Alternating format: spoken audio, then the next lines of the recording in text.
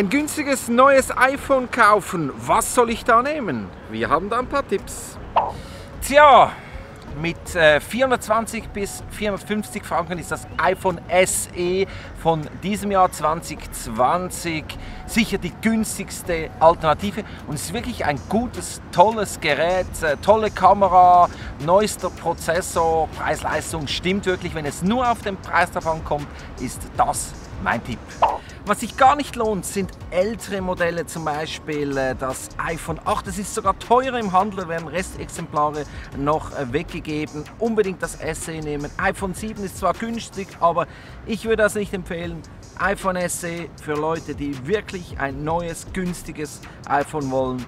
Mein Tipp unbedingt, aber es gibt ja auch noch das iPhone 11.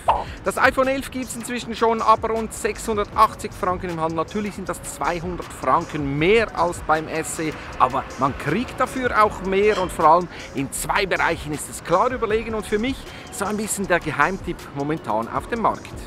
Im Alltag sicher wichtig ist die Akkulaufzeit und da ist das SE halt so mittelmäßig. Einen Tag bei intensiver Nutzung wird man so knapp nicht schaffen. Beim iPhone 11 hat man dieses Problem nicht. Wirklich eine gute Akkulaufzeit.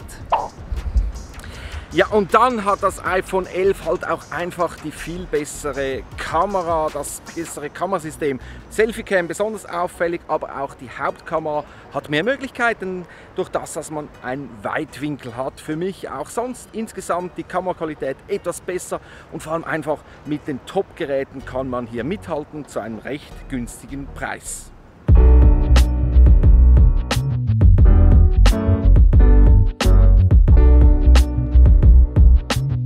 Schön zu guter Letzt natürlich auch, dass man mit dem iPhone 11 ein modernes Gerät in der Hand hält. Ja, man hat ein tolles Design, deutlich größeren Display. Man hat fast randlos, wirklich hübsch gemacht.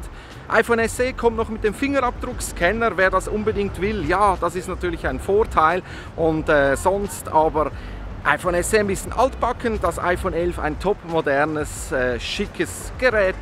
Und das ist ein netter Nebeneffekt des Gesamten. Darum mein Fazit zum Schluss: iPhone SE für all jene, die wirklich möglichst wenig Geld ausgeben wollen und iPhone 11 für alle, die ein bisschen mehr wollen, gerade bei Akku und Kamera.